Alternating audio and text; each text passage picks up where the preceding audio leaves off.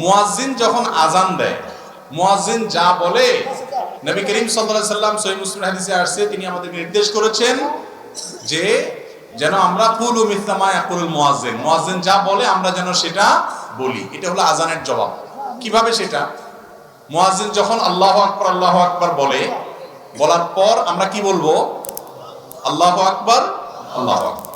মুয়াজ্জিন আবার যখন আল্লাহু আকবার বলবে, আমরা কি বলবো? আল্লাহু আকবার, আল্লাহু আকবার। মুয়াজ্জিন যখন আশহাদু আল্লা ইলাহা ইল্লাল্লাহ বলে, আমরা কি বলবো? আশহাদু আল্লা ইলাহা ইল্লাল্লাহ। মুয়াজ্জিন যখন আশহাদু আন্না মুহাম্মাদুর রাসূলুল্লাহ বলবে দুইবার, আমরা কি বলবো? প্রত্যেকবার বলার পরে আমরা আশহাদু আন্না মুহাম্মাদুর রাসূলুল্লাহ বলবো। আশহাদু আন্না মুহাম্মাদুর রাসূলুল্লাহ, আশহাদু আন্না মুহাম্মাদুর রাসূলুল্লাহ বলবো। আবার মুয়াজ্জিন যখন হাইয়া আলাস সালাহ বলে, আমরা কি বলবো? লা হাওলা ওয়ালা কুওয়াতা ইল্লা বিল্লাহ। এই একটা শুধু বেশ কম, আর সবগুলো যেমনি আছে এমনি। মুয়াজ্জিন যখন আবার বলবে হাইয়া আলাস সালাহ, কি বলবো? লা হাওলা ওয়ালা কুওয়াতা ইল্লা বিল্লাহ। মুয়াজ্জিন যখন বলবেন হাইয়া আলাল ফালাহ, তখন কি বলবো? লা হাওলা ওয়ালা কুওয়াতা ইল্লা বিল্লাহ। আবার মুয়াজ্জিন যখন হাইয়া আলাল ফালাহ বলবে, একই ভাবে লা হাওলা ওয়ালা কুওয়াতা ইল্লা বিল্লাহ।